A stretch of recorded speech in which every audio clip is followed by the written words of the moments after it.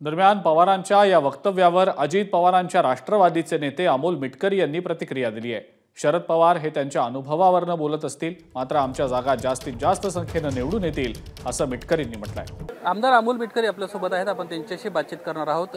राष्ट्रवादी काँग्रेस पक्षाचे राष्ट्रीय अध्यक्ष शरद पवार, राष्ट्रवादी काँग्रेस शरदचंद्र पवार पक्षाचे प्रमुख शरद पवारांची एक पत्रकार परिषद झाली आणि त्यामध्ये त्यांना प्रामुख्याने स्पष्ट केलं की लोकसभेला ज्या पद्धतीने परिस्थिती होती अशीच परिस्थिती विधानसभेला देखील तुम्हाला पाहायला मिळणार आहे, जास्तीत जास्त जागा निवडून येणार आहेत। साहेबांनी दाखवलेला विश्वास नक्कीच त्यांचा अनुभव पण सांगतो, इतक्या वर्षाचा प्रदीर्घ अनुभव त्यांना आहे। मात्र साहेब हे पण जाणून आहेत की लोकसभेची समीकरणं वेगळी असतात, विधानसभेची समीकरणं वेगळी असतात आणि राष्ट्रवादी काँग्रेस पक्ष हा 1999 साली जो साहेबांनी स्थापन केला तो पक्ष प्रादेशिक पक्ष म्हणून महाराष्ट्रातला मोठा पक्ष आहे।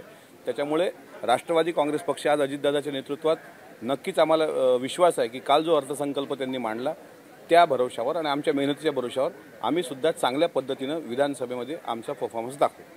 काल अजित पवारांना अर्थसंकल्प सादर करताना 1994 पासूनचे दाखले द्यायला सुरुवात केली होती।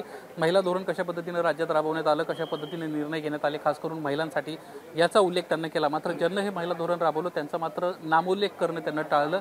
कुठेतरी ही खुजी मानसिकता आहे, अशा पद्धतीची टीका तुमच्यावर मोठ्या प्रमाणात अजितदादांवर होताना पाहायला मिळते। आता ही टीका करणारे आवडत असू शकतात, दुसरं काय कोणी हे टीका करणार नाही, कारण त्यांना तितका वेळ असतो आणि ते फक्त अजितदादांवर कुठं बोलता येईल हे शोधत राहतात।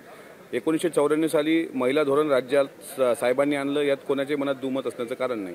पण राज्याचा अर्थसंकल्प सादर होत असताना अर्थातच मुख्यमंत्री आणि दोन्ही उपमुख्यमंत्र्यांच्या नजरेखालून, अर्थमंत्र्यांच्या नजरेखालून घालूनच तो मांडला जातो।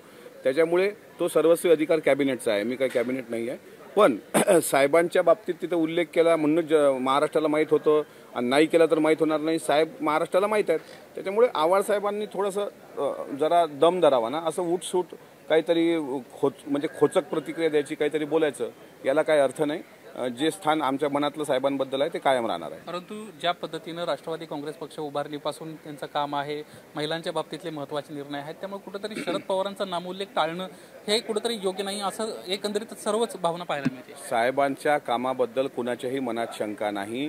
काल सभागृहाच्या पटलावर अर्थमंत्र्यांनी अर्थसंकल्प मांडला, वर केसरकर साहेबांनी मांडला, त्याच्यामुळे ते नाव घेतलंच पाहिजे म्हणून आम्ही फार साहेबांशी जीव लावतो असे जे काही उतावीळ आहेत ना तिकडं की बाबा आम्ही नाव घेतो, आमच्या होर्डिंगवर साहेबांचे फोटो आहेत, याला काय अर्थ नसतो। शेवटी मनातलं स्थान जे आहे साहेबांचं ते मोठं महत्त्वाचं आहे। लोकसभेला ज्या पद्धतीनं फटका बसला मतदारांचा हे पाहता कुठेतरी राज्य सरकार आता एक नवी स्कीम आणू पाहत आहे। धार्मिक न्यास धर्मस्व विभाग हा स्थापन करा आणि त्याच्या माध्यमातून हिंदू, ख्रिश्चन, शीख, बौद्ध, जैन या बांधवांना दर्शन घडवा, म्हणजे दर्शन पॉलिटिक्सचा वापर करण्याचा प्रयत्न कुठेतरी सरकारच्या वतीनं होतो। नाही, सरकार म्हटल्यानंतर ते कोण्या एका धर्माचं नसतं। सरकार म्हटल्यानंतर ते सर्व धर्म, त्यांना सर्व धर्म समान मानावेच लागतात, कारण तो भारतीय संविधानाच्या उद्देशिकेचाच भाग आहे। त्याच्यामुळे जर काही नवीन डिप्लोमसी आणली असेल किंवा नवीन पॉलिसी आणली असेल धर्माच्या आधारावर तर याचं विरोधकांनी पण स्वागत केलं पाहिजे। याच्यात जळफळाट करून काय अर्थ नाही, स्वागत केलं पाहिजे असं माझं म्हणणं आहे। शेवटचा प्रश्न, देवगिरीवर आज विधान परिषदेच्या अनुषंगाने संध्याकाळी भेट होणार होती, तुम्ही नुकतेच अजित पवारांना भेटून आला, काही चर्चा झाली आहे का, काही नावं फायनल झालेत का आणि ही बैठक कधी होणार आहे? मी विधान परिषदेच्या अनुषंगाने गेलेलो नाही, माझी ठरलेली भेट होती, कारण माझा वाढदिवस होता। मला दादांनी शुभेच्छा देताना सांगितलं की अधिवेशन काळात भेटायला ये म्हणून।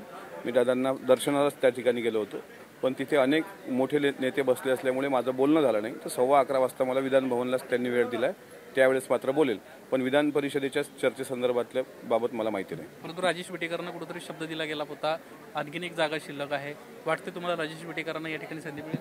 नक्की, ज्यानं पक्षासाठी म्हणजे प्राणांतिक काम केलं असेल किंवा पक्षासाठी खचला असेल जो व्यक्ती, त्या व्यक्तीला न्याय पक्ष देणार, यात काही दुमत असण्याचं कारण नाही। धन्यवाद आमच्याशी बातचीत केल्याबद्दल। कुठेतरी राजेश विटेकरांना संधी मिळेल अशा पद्धतीची आशा अमोल मिटकरींना व्यक्त केली आहे। कॅमेरामन अजित कदम, सनिदेश बुधावले, एबीपी माझा, मुंबई। एबीपी माझा, उघडा डोळे बघा नीट।